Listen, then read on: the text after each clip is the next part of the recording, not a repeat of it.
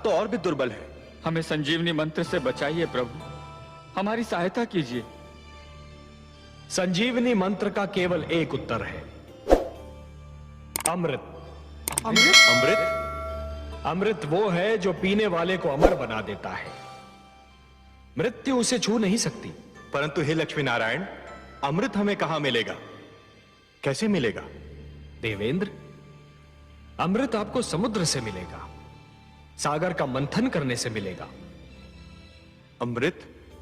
परंतु हे जगदीश्वर, हमें तो अमृत के विषय में कुछ भी ज्ञान नहीं।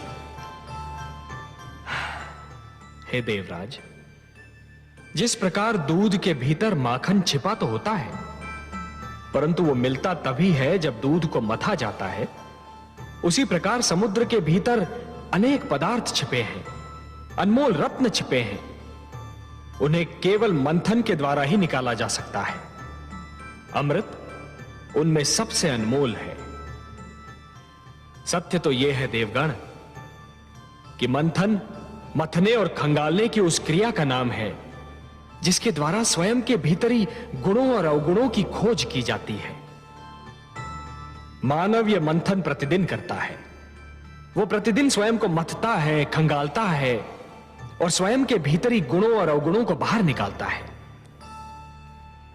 आश्चर्य तो यह है कि वो मानव होकर भी इस क्रिया से परिचित है और आप देवता होकर भी इस क्रिया से अपरिचित हैं। पर हे लक्ष्मीपति, हम समुद्र का मंथन करेंगे कैसे? मंथन मथानी और डोरी की सहायता से किया जाता है। मैं आपके लिए मंदर पर्वत को मथानी बनाऊंगा और वासुकी नाग की डोरी दूंगा। परंतु एक तीसरी वस्तु की भी आवश्यकता होती है देवगण, जिसका प्रबंध आपको स्वयं करना होगा। और किस सामग्री की आवश्यकता होती है सर्वेश्वर? डोरी को खींचने और मथानी को डुलाने के लिए 2 दलों की आवश्यकता होगी देवेंद्र, जो डोरी को 2 छोरों से पकड़कर खींचेंगे। उनके बिना तो मंथन संभव ही नहीं है। बिल्कुल वैसे ही जैसे दूध मथने के लिए 2 हाथों की आवश्यकता होती है। तो हम देवता आधे एक छोर पकड़कर आधे दूसरा, यह कार्य तो सरलतापूर्वक कर सकते हैं। मंदर की मथानी को डुलाना है देवेंद्र, वासुकी नाग की डोरी को खींचना है। संजीवनी मंत्र के प्रभाव ने आपकी संख्या को घटा दिया है और आपकी घटी हुई छोटी सी संख्या इतना महान कार्य नहीं कर सकेगी। हे सर्वेश्वर, हम फिर दूसरा दल किसको बनाएं? दानवों को।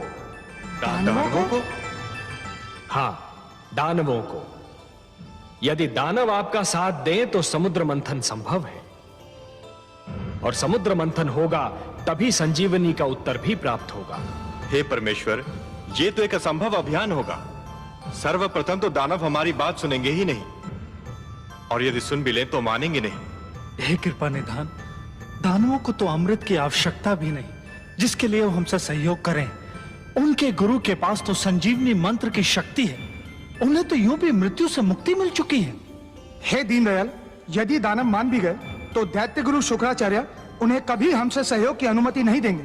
निस्संदेह नहीं देंगे, और यही तो आप सबके विवेक और बुद्धि की परीक्षा होगी देवगण।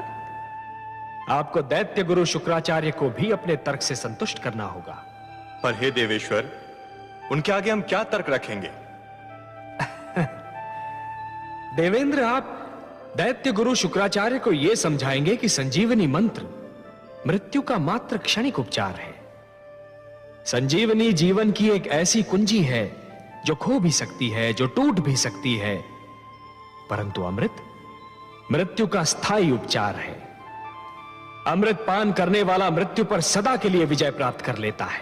परंतु हे नारायण, इसका अर्थ तो यह हुआ कि हमें दानवों के पास सिर झुकाकर जाना होगा, उनसे सहयोग और सहायता की भिक्षा मांगनी होगी।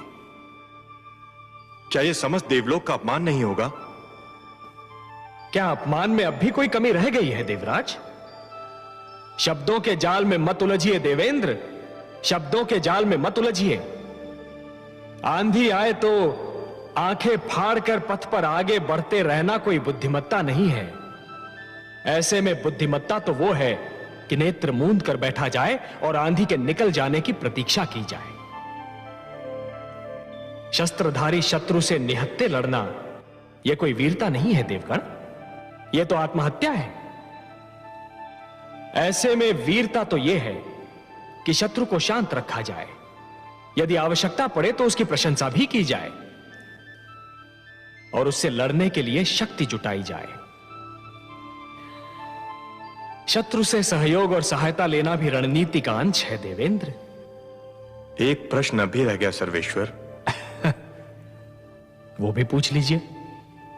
यदि दानवों ने सहयोग देने के लिए यह मांग की कि अमृत उन्हें भी दिया जाए, तब क्या होगा? संजीवनी के साथ अमृत भी उन्हें मिल गया तो उनकी शक्ति दुगनी हो जाएगी। असंभव, असंभव देवेंद्र, असंभव। समुद्र मंथन से अनेक पदार्थ निकलेंगे, अनेक सामग्रियां निकलेंगी, अनमोल रत्न निकलेंगे, उन सब का बंटवारा संभव है, परंतु अमृत पर केवल देवताओं का अधिकार होगा। उसकी एक बूंद पर भी दानवों का अधिकार नहीं होगा। अब यह कैसे होता है, यह देखना मेरा कार्य। यदि दानवों ने अमृत मांगा तो मैं स्वयं बीच में आऊंगा। हे त्रिलोकीनाथ, आप संकट नाशक हैं, तारनहार हैं, हमारे नायक हैं। आपने इस निराशा में आशा का दीप जला दिया। हमें अनुमति दीजिए जगदीश्वर। आपका और माता लक्ष्मी का आशीर्वाद हमारे साथ रहा तो हम अवश्य अपने अभियान में सफल होंगे। हम शीघ्र ही लौटकर दानवों का सहयोग मिलने का समाचार आपको सुनाएंगे। शुभस्य शीघ्रम।